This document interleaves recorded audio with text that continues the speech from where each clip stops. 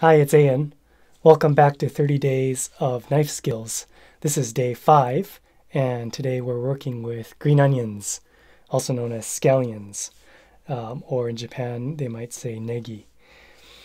So today I'm using a different knife. This is my usuba. Usuba is a traditional single bevel Japanese knife that's used for vegetables. It's a very, very thin knife. The term usu means thin and ba means blade. So it's a very thin knife. And something like working with green onions, it's a perfect task. It's very good at doing some nimble cutting, and it's good at decorative cutting and precise things like that. So here we have some kind of pretty fresh looking green onions. So the ones that are pretty tired looking or old, they might have outer leaves that you need to take off. If they're yellowing, I would just take them off. It can be a little easier to cut the ends off first before you do that, and then strip off. For example, here's a little kind of extra piece, that this outer piece that is asking to be taken off, so I'll take that off. So usually I'll just take those kind of yellowing outer leaves off as I'm washing them. So these are already washed, and rip them off, and then take it to the board and then work with them that way. So I took the ends off here of the roots, and here again we see the ends that are looking a little bit tired. So oops, lost a little bit there. Clean them up like that, and we're ready to go. There's a few things we can do with this, some very common ones, but maybe initially I'll show one that's less common. And here's how I do this technique, where I will take a chunk off, a couple inch piece, and then slice it in half lengthwise, and then go for very thin. And then when I do this kind of work, it's always toward the tip of the knife.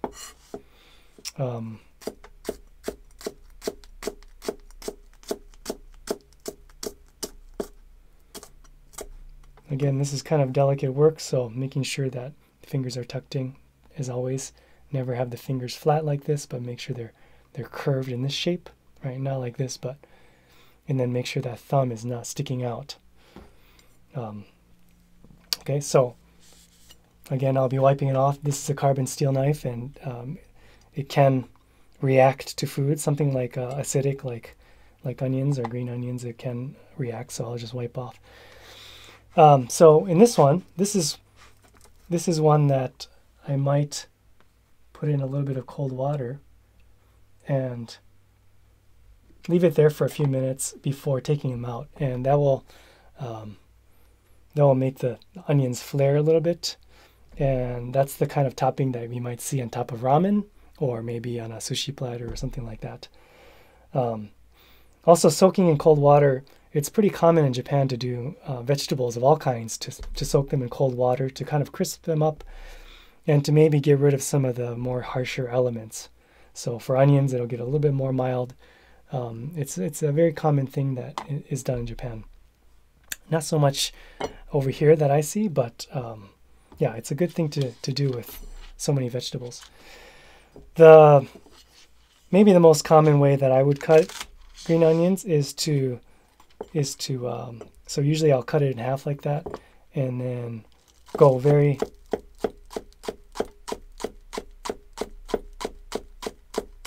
thin.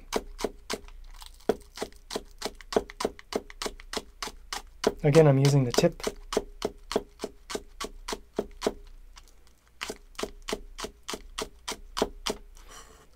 So very, very thin slice. The way I'm holding the knife is my thumb is on top of the handle here, and then my first finger is on the side. Gives me stability, and it's a thrust cutting motion. Thrusting forward like this. More of a Western style is might be to pull it like this, but for typical Japanese style, especially with this kind of a traditional blade. It works very well to kind of push forward like this, and there's no rocking.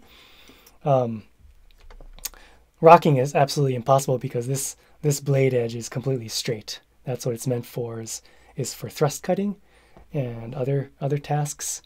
It's just not going to work to try to roll cut on a flat blade. So the more rounded your blade profile is, the easier it is to do this kind of roll cutting technique or rocking motion that we would see in more of a Western style kitchen cutting technique. So the more straight your blade, the more thrust cutting technique you'll have to use. So this thin cut I would use for maybe using it for raw, just like what I did for this one. I might put it in some water if I want to take a little bit of that kind of bite, onion bite away. Or more frequently, I'll take this and put it into miso soup right at the very end after I turn everything off. And just get the heat through a little bit, but it's still, you get the full flavor of the fresh green onion. So that's one of the most common ways. If I'm going to cook it a little bit longer, for example, if I'm going to put it in some eggs and I will cook it a little bit longer, then I would just do the same thing, but maybe go to this kind of size, like this. This will hold up to a little bit longer cooking, and so you'll have the shape and the flavor will still be there, and it won't just be all mushed up after a little bit of cooking. This might be a good shape for stir fries, something like that, or something that matches. If you have other foods cut that are about this size and shape, then it's the perfect kind of cut. I might do the same thing with chives or things like that, or garlic chives might be kind of a baton shape like that. Maybe after this thin cut, the most common cut I do is on the bias thin cut, like this, or on the diagonal. Again, I'm doing the same exact technique, using the tip, using a thrust cut, and this is nice if you want a little bit more presentation. I think because it's a bigger shape, bigger size, I think this will be a little bit more onionier flavor than this one. So kind of the order of least cooking to this, to this, to this. And then, of course, we could just go even bigger, bigger chunks with this. So I think that's pretty much it for green onions. It's only been a couple of minutes, but if we take them out, you can kind of see how